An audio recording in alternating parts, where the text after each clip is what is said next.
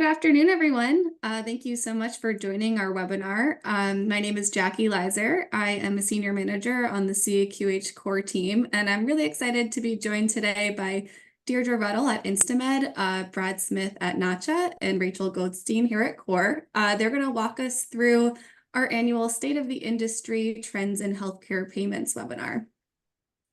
Before we get started, I am just going to run through some quick webinar logistics. Today's session will be recorded. All attendees and registrants will receive a link to the recording after the webinar. We'll be sending out an email, so keep an eye out for that.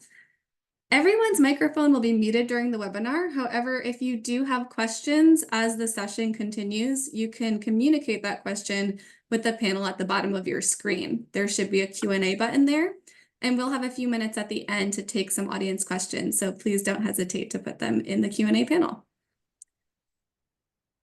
On our next slide, I'll talk about the agenda briefly before I pass things over to our speakers to introduce themselves.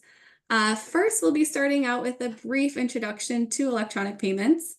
Then we'll pass things over to Brad at NACHA, who will talk about driving healthcare payments via ACH. Rachel will talk briefly about automation of payment and remittance transactions through the lens of CORE and our operating rules. And then we'll hand things over to Deirdre, who will talk about the latest trends in healthcare payments report put out by InstaMed, a JP Morgan company. Like I said, we'll wrap things up with a few questions from the audience and then close things out with a brief call to action. And with that, I'm going to pass things over to our speakers. I believe, Deirdre, we'll have you introduce yourself quickly first. Yes, good afternoon, and thanks for joining the webinar today. I'm so happy to be here. My name is Deirdre Ruddle, and I am part of the JP Morgan Healthcare Payments team, which includes the InstaMed product. Great. Brad? Hi, I'm Brad Smith from NACHA. Thank you for inviting me to this. I think this is year 3 of this, and this is always great information exchange. I am Senior Director of Industry Engagement and Advocacy at NACHA. My primary responsibility is to work in industries that underutilize ACH. Healthcare was our very first industry that we started working in like 2010. Since then, we also work in the nonprofits space, subscriptions, higher education, and others. Thanks, Brad. Last but not least, Rachel? I'm so glad to be here and to join this esteemed panel that has been at it for a few years now. I recently actually rejoined CORE as the Vice President. I previously worked here from 2017 to 2021 closely with the team and have rejoined to lead the team. So looking forward to working with you all today during this webinar. Thank you all. And I think on the next slide, Rachel will have you kick things off.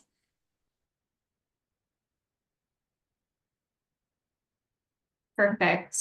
So I'm going to provide just a brief intro. I'm sure most of you on the call are very familiar with kind of the definitions around electronic payments. But if we can move to the next slide, again, just a brief intro on healthcare payments and where we'll focus today. So just a little bit of history, there are requirements in HIPAA for HIPAA covered entities to use standard transactions to exchange data, and electronic funds transfer or the electronic payment from plan to provider and electronic remittance advice or essentially the explanation of that payment are named in HIPAA as some of those required standards. And so in this context, we're really talking about the plan to provider. And HIPAA covered health plans are required to provide those EFT and ERA electronic standard options to any provider that is interested in receiving them. And later today, we'll talk a little bit about how some of that adoption has changed over time and increased. So those payments actually flow over the ACH network, and NACHA runs and drives payments across the banks and credit unions across the country. Which is why it's one of the reasons that it's so great to have Brad on with us. And if we move to the next slide, this is a visual depiction of the payment flow that we'll actually be focusing on today. And the key thing is to think about the remittance advice essentially as the receipt. It's going to explain what the payment was made for, what the EFT, whereas the EFT is actually the payment itself. And one of the trickiest parts here and the biggest complaints in this area is that these two transactions actually flow completely separately from the plan to the provider. And so at some point there has to be that link, or what we call a reassociation of the two transactions when they're received. And as I'm sure you can believe, that's just not easy, and was one of the main reasons that that CORE got involved to create operating rules in this space.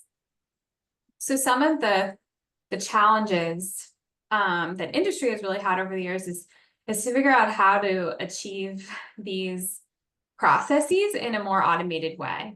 And standards and operating rules do truly help with that. So then at the end, kind of on the far right, you'll see the patient, and that's important too. And this is all around making sure things like copays, et cetera, are seamless for the patient. And there are many ways that providers do that in the patient collections piece. And Deidre will be sharing some insight around this part of the workflow later in the presentation. So with this very brief intro, I'm going to turn it back over to Brad, who will kick us off and give us background on the state of payments across industry. Great. Thank you very much. Just a little bit about NACHA. We are the organization that manages the administration of the ACH rules.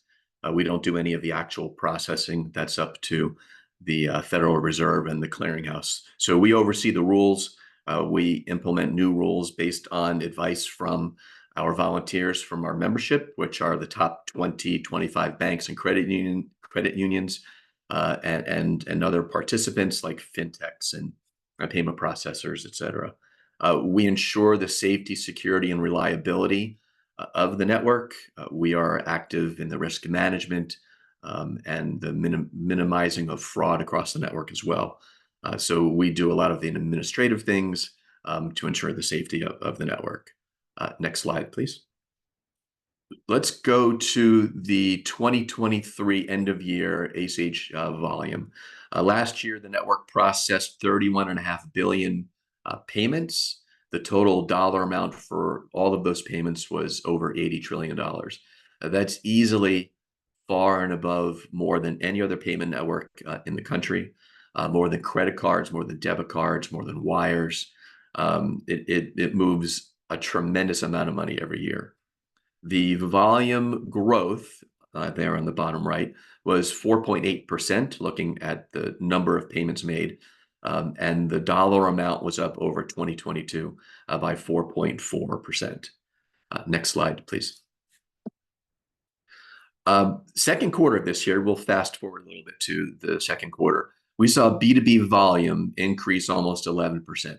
B2B payments are your own vendor payments for your company that are you're paying anybody. Your healthcare EFT claim payments are part of the B2B volume. So we saw a pretty significant increase over second quarter of 2023 for B2B payments. I will focus your attention to the bottom left there in the red box. Healthcare payments in second quarter of 2024 was up 2.8%, which is good, but still down a little bit over other quarters. We tend to be more in the 4 to 6% range, and I'll get into more detail about that in just a minute. Next slide, please. So I think it's been 8 years now we introduced same-day ACH in response to the industry's request for faster payments. This was introduced before real-time payments. This was our way of saying, the network can grow, the network can evolve, and we can move payments faster than we have before. Traditionally, ACH payments take 1 or 2 days, depending if it's a debit or credit. Same day allows you to send a payment, whether it's a credit or a debit, within the same day. your healthcare claim payments or your vendor payments that you make as companies can be sent as same day if you choose to. There most likely would be some sort of surcharge that would be charged by your payment processor or your financial institution, however you originate ACH transactions today. The volume for these have really gone crazy in the last couple of years. Volume second quarter of 2024 was up 46.6% over second quarter of 2023, and the dollar value rose 31%. I guess it's been about 3 years when we changed the maximum dollar limit for same-day ACH to $1 million. So that really triggered a lot of growth for same-day ACH, and you can see that, and we've seen that over the last couple 3 years. Next slide, please. Now, when you look at the healthcare EFTs since its inception, so I know we started working with CAQH like in 2010, 2011, and getting involved in the core operating rules, specifically the payments chapter of the core rules. I guess the healthcare EFTs became a thing, if you will, in 2013. And we've seen steady, very, very good growth in those healthcare EFTs every year since. So at the end of 2023, and this is data definitely through 2023, we saw an increase of 8% over the previous year. So we continue to see a lot of opportunity here. We know there's still a lot of opportunity in the industry because we're not near 100% adoption of EFTs by all the plans, be it in medical and dental. So there's still a big opportunity to grow this volume even more. Next slide, please. So let's look at the healthcare trends for the first half of this year. Looking at the first quarter, EFT volume was down about 0.25% versus the first quarter of 2023. But the dollar amount was up 9%. And that could be a handful of things. One that we're thinking, but we don't have proof, is just a theory at this point, is that you're using one claim payment for multiple claims, if that makes sense. So you're sending a large dollar amount, and then the ERA is going to show that it paid 5 or 6 different claims or 10 claims or whatever it might be. So that would explain a larger dollar amount as opposed to one claim payment for each claim. So we'll see if this trend continues. March was the culprit for the decline in volume. March alone over March of 2023 was down 14.72%. So without that, it really was not that bad of a quarter. I think this is completely attributed to the Change Healthcare issue, and I think it's becoming resolved because we've seen volume. We saw volume go back up in April and May and down a little bit in June. But when you take the entire first half of this year, the volume was up 2.7%. Again, still not the normal 4 to 5, 4 to 6%, but still the fact that it was up, and the percentage, the dollar amount percentage, was also up compared to first half of 2023. So I think we just saw a hiccup because of the Change Healthcare situation, and I don't have any doubt that healthcare EFT volume will continue to grow. I think I'm passing it to Rachel after this. Thanks for setting the stage there, Brad. I think it's really interesting, and the index in CAQH Core Insights will be sure to be tracking any potential changes in volume also over time, and take a look at what that looks like, doing some additional fact finding with our industry folks. So if we could move to the next slide. This is just a very quick overview of Core. Just a quick step back for a second for those of you that may not be familiar with us. And actually, fun fact here is Core was developed and modeled actually after Notch's work in the financial industry to really develop and drive operating rules and standards in our own healthcare space.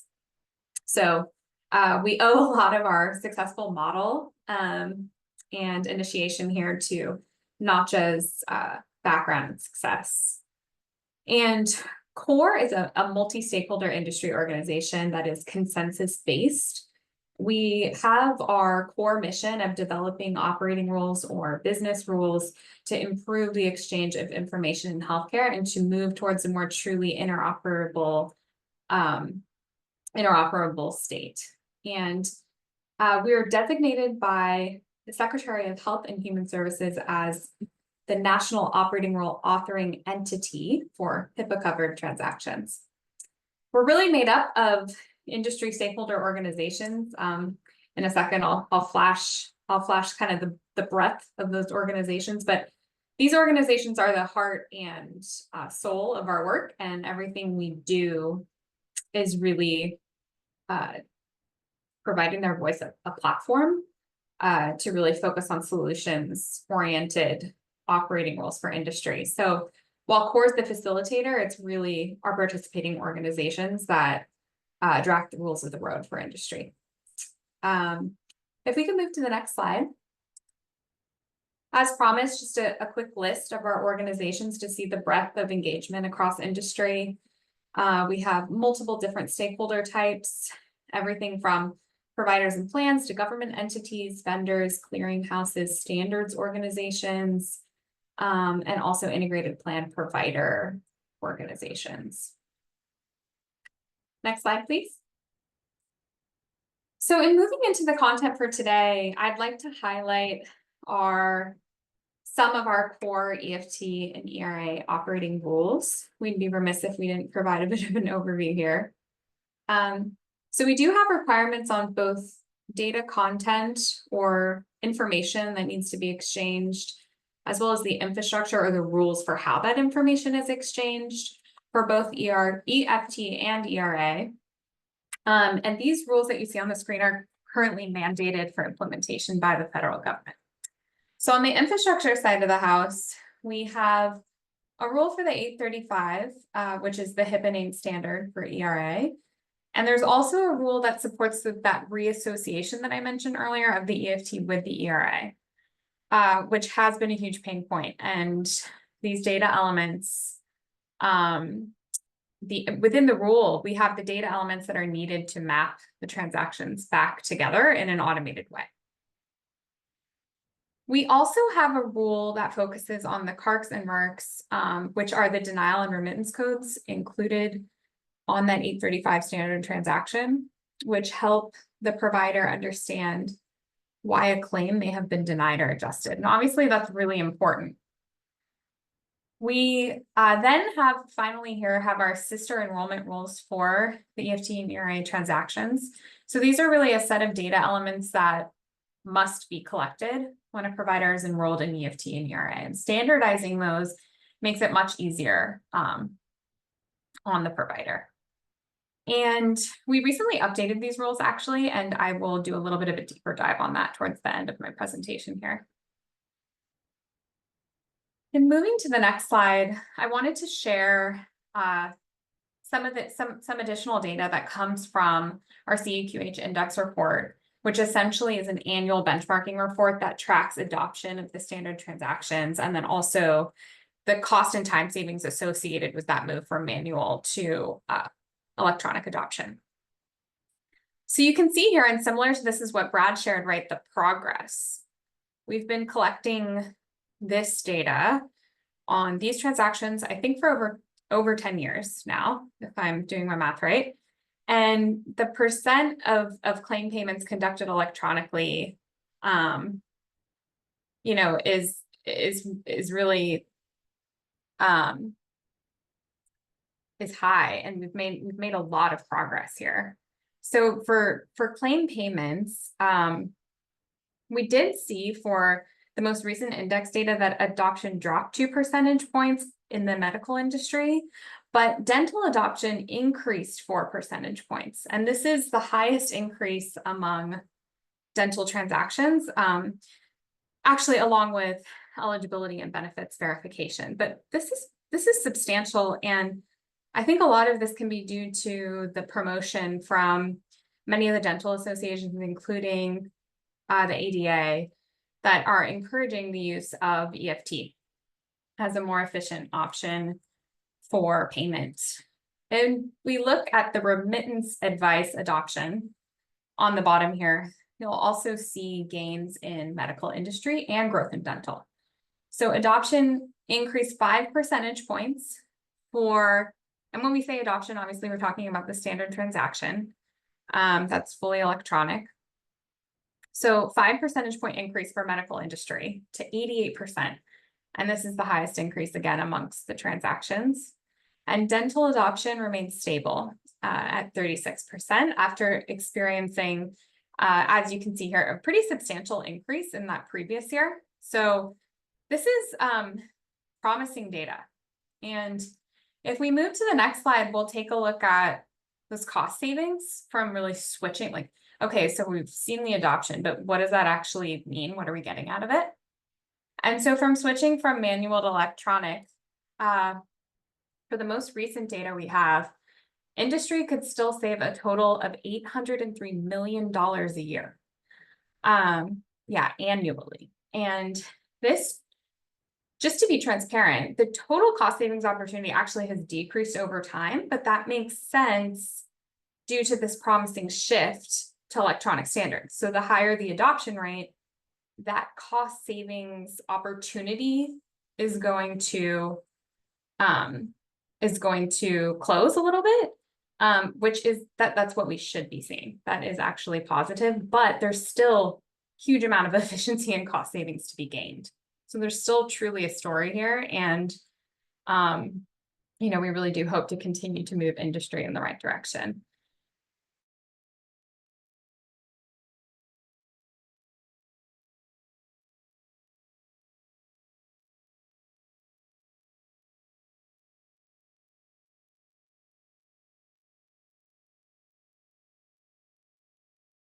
To remittance advice on the next slide. There's even more of a cost and time savings opportunity here. So similar to EFT, we're seeing more adoption of that electronic remittance advice transaction, and that will, over time, reduce volume and cost, manual volume and associated cost savings. So the overall total possible cost savings here has decreased a little bit, but it's still really substantial. And again, you see that 5 minutes and 2 minutes per transaction. So these are just some fun numbers to play with. And we look forward each year to updating these numbers in our forthcoming index report. As we move to the next slide, I'll talk a little bit about how we recently updated these rules. So we wrote these rules, I think 10 years ago, 2013, 2014, and it was just time to update them. We've had a lot of learnings over the years, and we also wanted to address some of the security concerns that have been coming about. So with the updates, there's 2 high-level categories. We did some enhancements to actual data set for the enrollment data set, and then there's updates to some of the rule requirements themselves. So starting with the data set, the new data, we added some new data elements, and these were added to align with best practices, primarily around identification of business ownership details and the providers needing business ownership details of our providers, and then extra security and verification of who the provider is. And these data sets were also externalized from the actual rule. And this is a really, it seems small, but this is a big deal because it actually makes applying future rule updates a lot easier and more streamlined and efficient to get through that process. And we see them, continuously evolving over time. With the updated rule requirements, we introduced some language to allow for repetition of data elements for supporting bulk enrollment. There was also an inclusion of some process-oriented measures to enhance fraud detection, including the addition of MFA, or multi-factor authentication, to align with industry standard best practices in the security space. Notification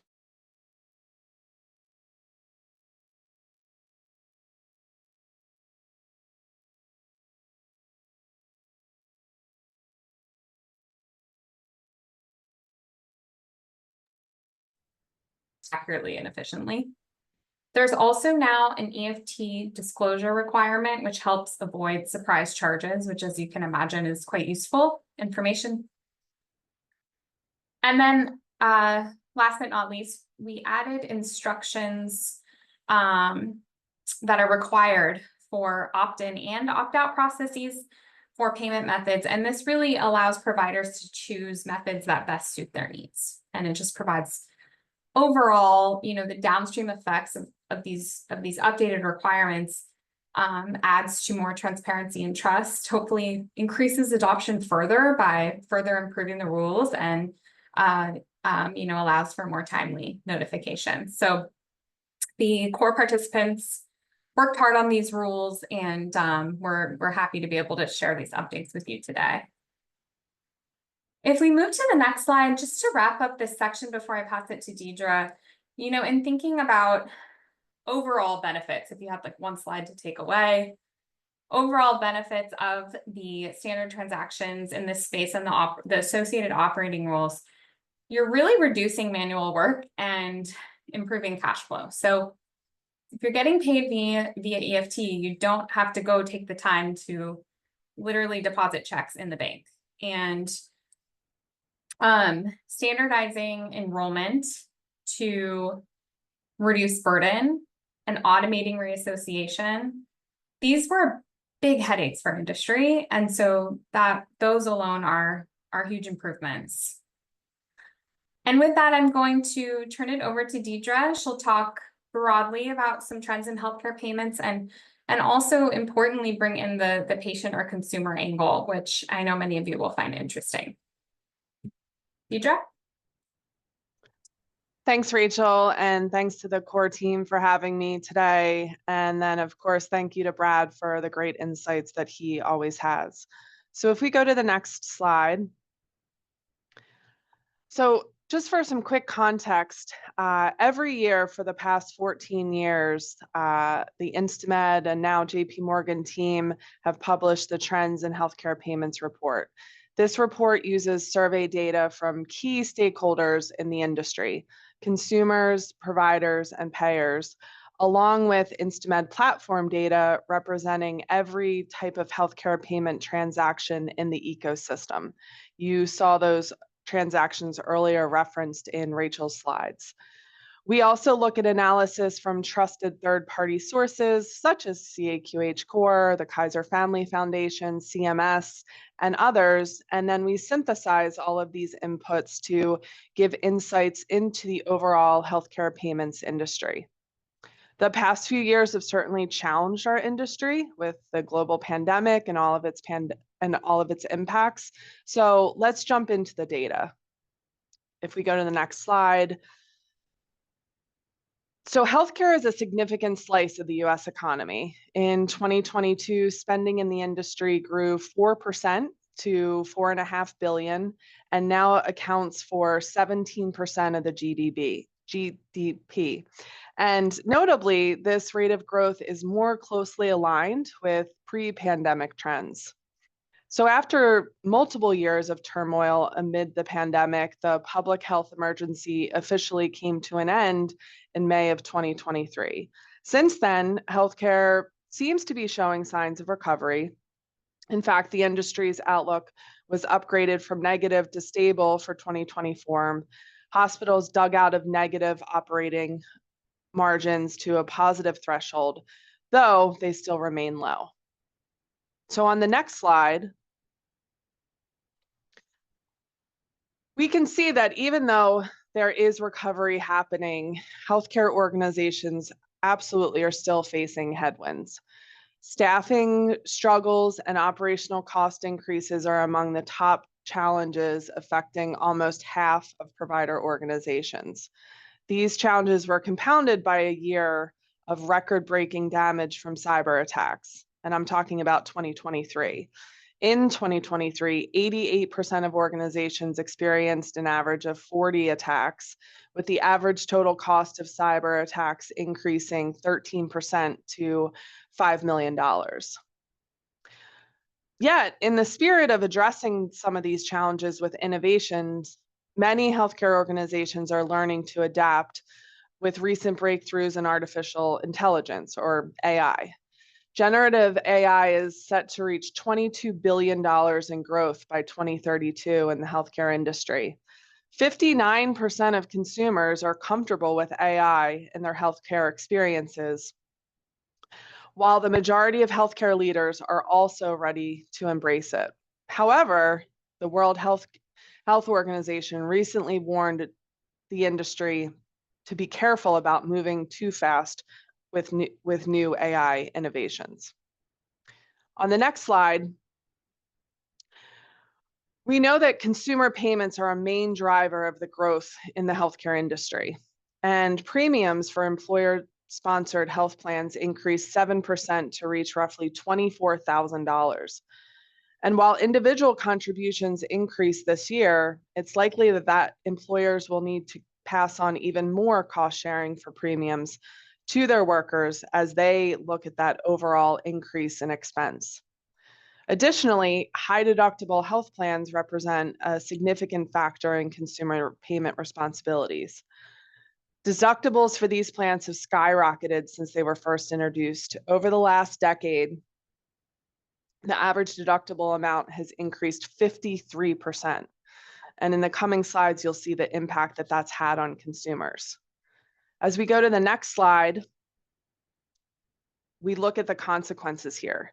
So the consequences of these high healthcare costs are becoming more evident in consumer sentiments. More than half of consumers said that they struggled to afford their healthcare, while 1 in 3 have medical debt. Some consumers are even delaying or skipping healthcare because of the cost, even if they have insurance. These trends are concerning as more consumers are insured than ever before, a record of 92%. Yet you see the disconnect. So it probably comes as no surprise to learn that the majority of consumers have a poor view of the healthcare industry. As costs rise, consumer satisfaction appears to decline. Many consumers reported that the industry does not meet their needs. For those who said it did not meet their needs, more than half attributed that reason to cost. This included the financial strain of healthcare cost and the cost that health plans did not cover. While this is, of course, not new news to the industry, the rise of medical debt is gaining visibility with lawmakers, and new regulations are being proposed. As we look at the next slide, this, as I mentioned before, this story of the rising consumer costs is absolutely not new in healthcare. Consumers have faced mounting premiums, medical bills, pharmacy costs, and more over the last 15 years. In fact, many payers report that the more regular occurrence of high dollar claims is a top challenge for them. In recent years, breakthroughs in medical research and drugs associated with that, therapy and things like that, they've only amplified these costs. And so a hot topic right now is obesity drugs and their growth and popularity. This presentation is absolutely not about these drugs themselves, but rather how they can factor into costs for health plans and consumers. The average monthly cost for obesity drugs is more than $1,000, and these costs may not be covered by health plans. Data shows that health plans are actively considering expanded coverage for these drugs, but it remains an open question for many plans. And you can, of course, see how this would compound the costs that consumers are facing, as well as potentially the frustrations. As we go to the next slide, we look at the other side of the equation. And so that is that provider organizations must collect more from patients. And so over time, providers have experienced decreasing reimbursements from payers, while payment responsibility for patients has grown. From copays to coinsurance and deductibles, provider organizations must collect more often from their patients. And half of providers say that this is a top challenge for their organization. While growing patient balances are certainly not a new trend, providers still struggle to collect in a timely and efficient manner. 72% of providers take more than 1 month and one statement to collect from patients in full. When we look at this trend over recent years, it has remained consistent, which demonstrates the glaring need for new approaches. As we look at the next slide, we then think about the experience that I'm sure everyone listening to this webinar has. Consumers fully embrace the digital world. While nearly all adults under the age of 50 say they use the internet, it's important to note that 3/4 of adults over the age of 75 are also internet users. Moreover, nearly half of adults under the age of 30 say they are constantly online. Again, this webinar isn't around commenting about what that could possibly mean for those people, but more it describes the digital experience that consumers are so used to. And this digital footprint of consumers extends to payments. Many consumers choosing to go cashless on a frequent or, if not all the time, basis. And even as consumers fully adopt digital tools, healthcare is not yet adapted to this new reality. The industry still leverages paper and manual processes throughout the consumer experience. This is especially true for patient collections, where 71% of providers use paper and manual processes most often. In fact, nearly half of providers often collect from patient via mailed paper statements. This disconnect between what consumers see in almost all of their other day-to-day experiences versus what they see in healthcare payments experiences, again, demonstrates that major disconnect within the industry and the reality of other industries that consumers engage in every day. As we look at the next slide, we look at another point of friction. And so this deep disconnect between consumer digital preferences and healthcare's seemingly inability to leave paper behind. One growing consequence of this is the disconnect is patient refunds. And that's obviously occurs when providers collect more than the amount due. 87% of providers report issuing refunds to their patients. And the majority of the consumers receive these refunds via a mailed paper check, of course, adding friction to an already negative experience. For consumers, these refunds are frustrating for several reasons. The majority of consumers are stressed about their personal finances day to day, and patient refunds only add to that uncertainty. While consumer payments grow in healthcare, refunds represent cash that consumers are due, but they cannot access readily. And so nearly half of consumers say that slow process of refunds is what's most frustrating in that experience. As we go to the next slide, the data also shows that there's absolutely a recognition of this within the industry. And certainly provider organizations recognize the need for change. This is evident in the significant portion of providers who are prioritizing patient education of how collections and healthcare payments work. However, education cannot completely solve for the friction and disconnect resulting from outdated and slow processes. This could be why 66% of providers are prioritizing the need for more consumer-friendly payment channels. Providers who increase digital payment channels will align experiences with how consumers already pay other bills. We can all think about our utility bills and cell phone bills and things like that. And we know that they are typically online and automated. Consumers are used to managing and paying their bills online. 62% of consumers reported going online to pay household bills, while nearly half of consumers automate those bills. Managing payments online has become so prevalent that 2 out of 3 consumers cannot live without their banking app. Consumers are clear about what they want when it comes to healthcare payments. First, consumers want upfront communications. 9 out of 10 consumers want to know, how much is this going to cost before that provider visit? Next, consumers want convenient payment options to pay down large balances over time. And finally, about 3/4 of consumers want to pay medical bills online, all in one place.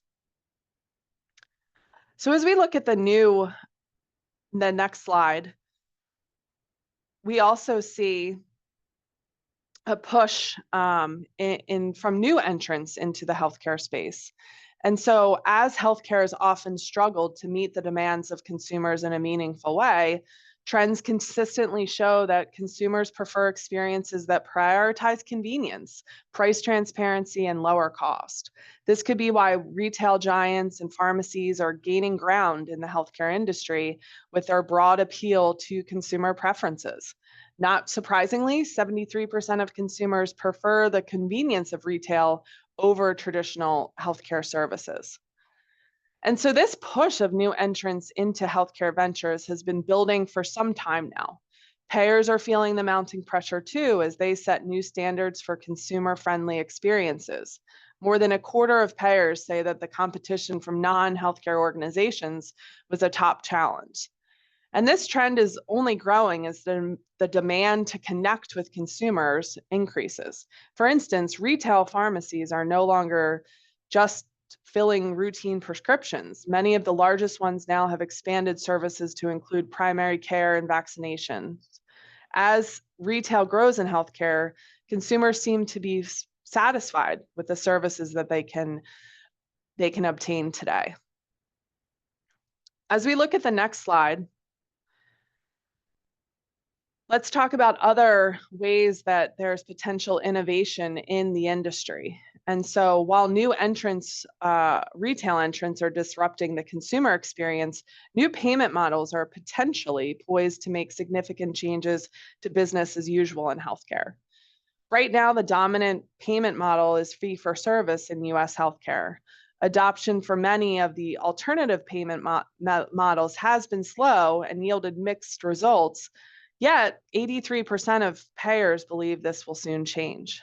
And so value-based care, which is the leading alternative payment model in the industry, is instead of paying for each patient visit, value-based care is about the big picture, incentivizing providers for overall better outcomes for patients. It holds promise to help consumers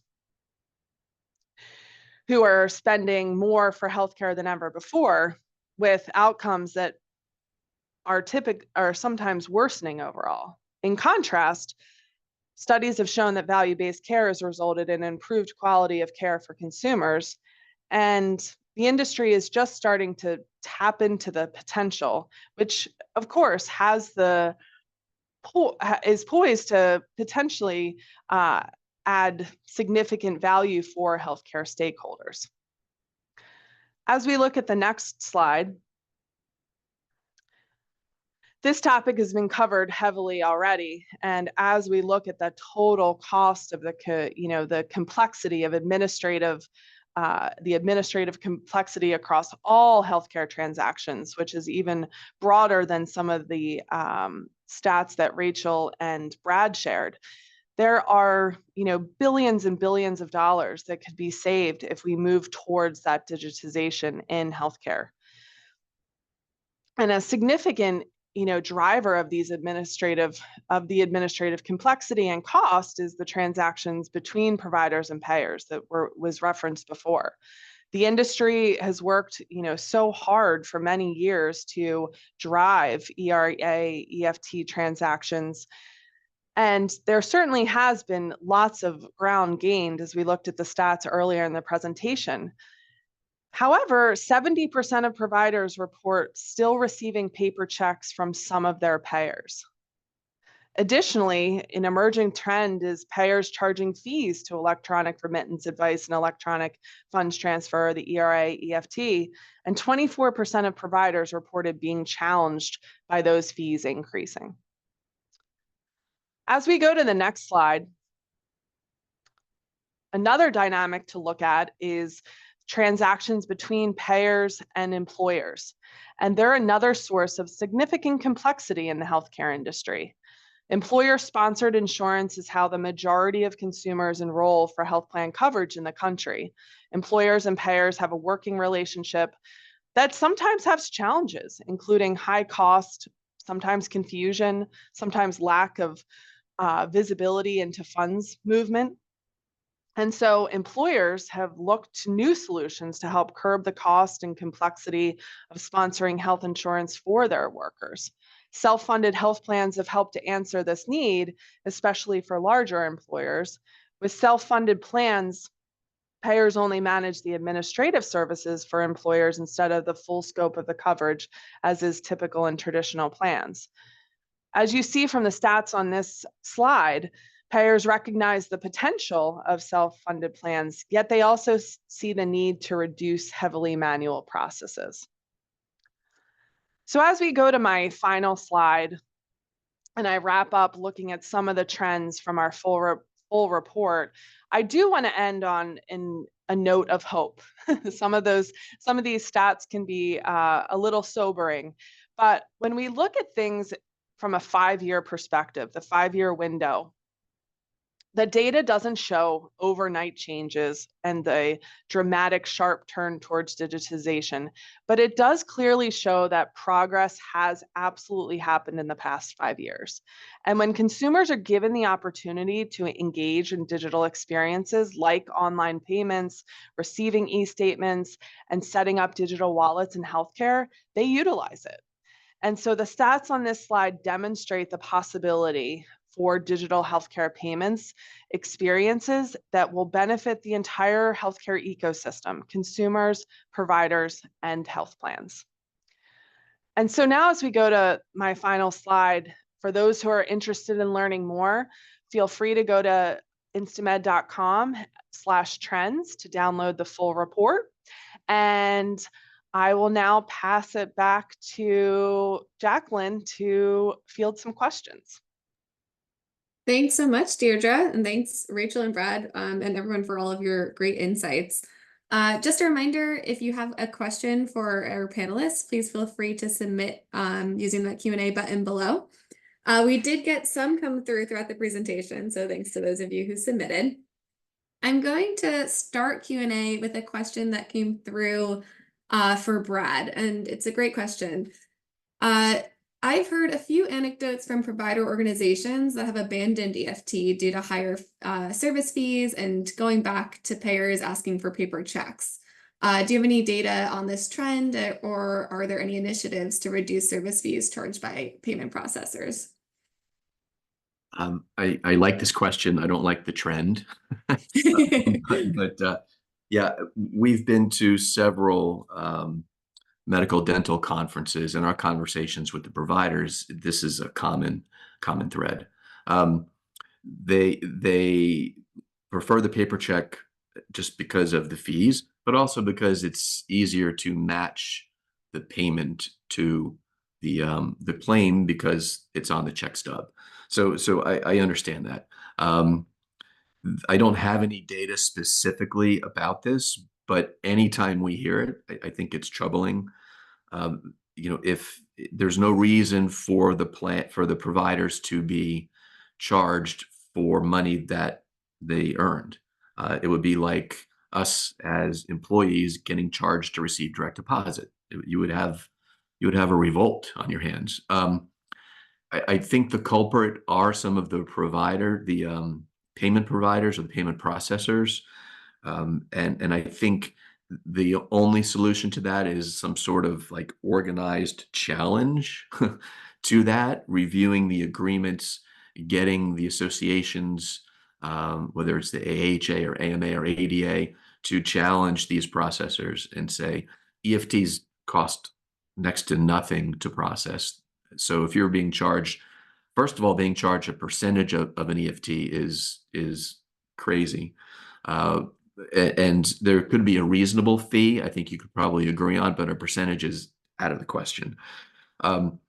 What's being done aside from our advocacy and our constantly pushing and reminding the industry, late last year, there was a no fees for EFT bill, a bipartisan bill introduced to Congress. We've had several discussions with lobbyists to see where we could go with this. I think it has hope, but according to our government relations person, he's like, this is way down on the list. So I think the fact that this has been introduced at all is encouraging. And I hope that we see something in the near future. I can't tell you how long that is, but I do think pushing back on the providers, and another reminder is that you don't have to use the payment provider that the plan tells you to. You can use any payment provider of your choice, whether that means you renegotiate a contract with a new processor, find a processor who doesn't charge exorbitant fees on EFTs. I think there are some things you can do. I know it's not the focus of what you do for a living, if you're a doctor or a dentist or anything along those lines, but you're also a business owner, so you should be looking at that more carefully. And I'm sure you are. So that's my very long answer for a very good question. Thanks, Brad. This next question is for Rachel, and it's some on the similar line. So I'm curious to hear her perspective too. But it's what is preventing more providers from taking advantage of these automation opportunities using ERA and EFT to reduce back office billing work? Yeah, and a lot of this that I'll share here is really summaries from the extensive environmental scanning we've done over the years on this topic.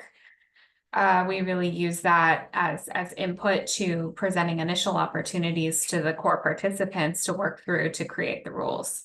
So what we've found, there's quite a few here. The list is long, unfortunately, but I think some of maybe I'll highlight the top 4 in the interest of time. So I think there are still a lot of technology barriers or technological barriers, and mostly that's resource limitations specifically for smaller practices.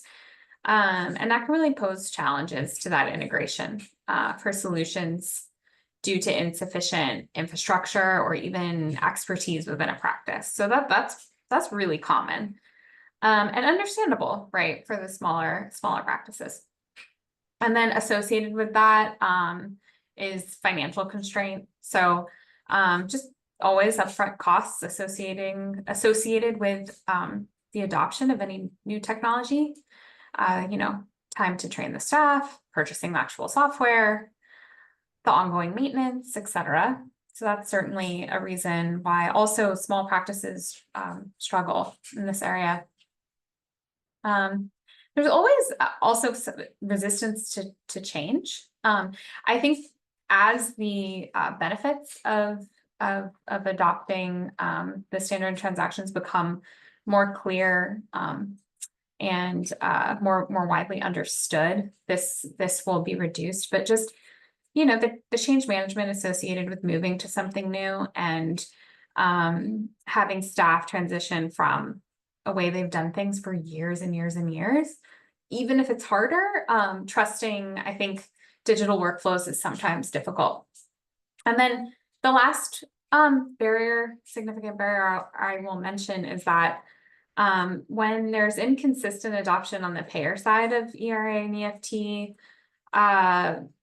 providers still need to handle some payments and remittances manually, even if they're moving towards wanting more of a digital or electronic system. So that just reduces overall efficiency gains if you have to be parallel pathing to disparate workflows and ways of operating.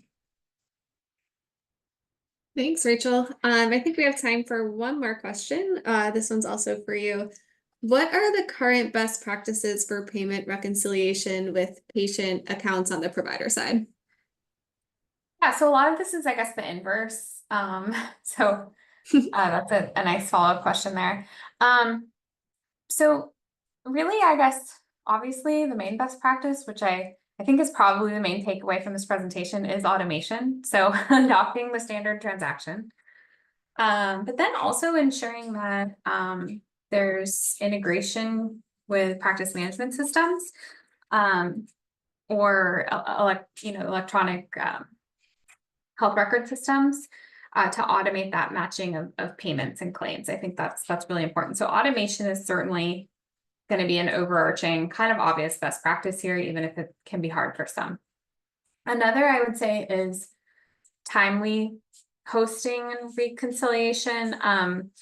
So verifying that ERA data against the EFTs like right after receipt and utilizing tools for that reconciliation, I think really does help, and it can increase identification of potential discrepancies and ensure that financial records are accurate and sound.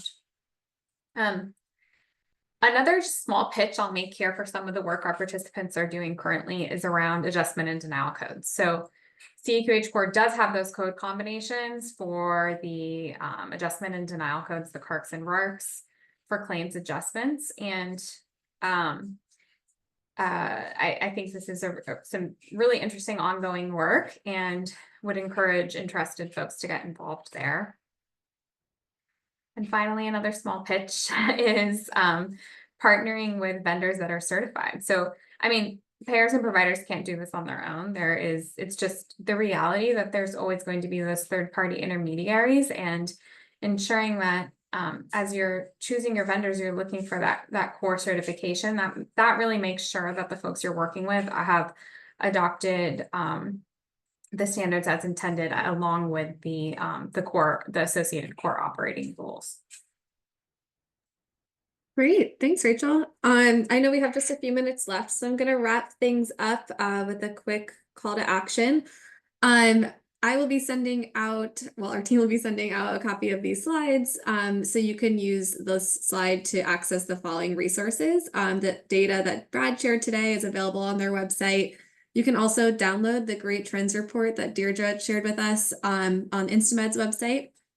And then, like Rachel mentioned just a minute ago, we do have a code combinations task group. And in order to join the task group, your organization can join as a core participant. So if that's something that interests you, please feel free to reach out to core@caqh.org. And then lastly, we do also have a code combination market-based review that will be happening next month. And this is open to any organization, so not just core participants. So if this is something that you want to make sure you get the email for, please feel free to reach out to us. Again, it's core@caqh.org. Lastly, just on the next slide, just wanted to let everyone know that we'll be having our second CAQH Connect conference this September in Washington, D.C. And when we send out the presentation, the link is available to register, but it's also online on our website, caqh.org, if it's something you're interested in joining us for. We hope to see you there. And with that, I think we'll wrap things up for today. And I hope everyone has a great rest of their afternoon. Thanks, everyone. Thanks, Brad and Deirdre, for joining us too. All right, thank you.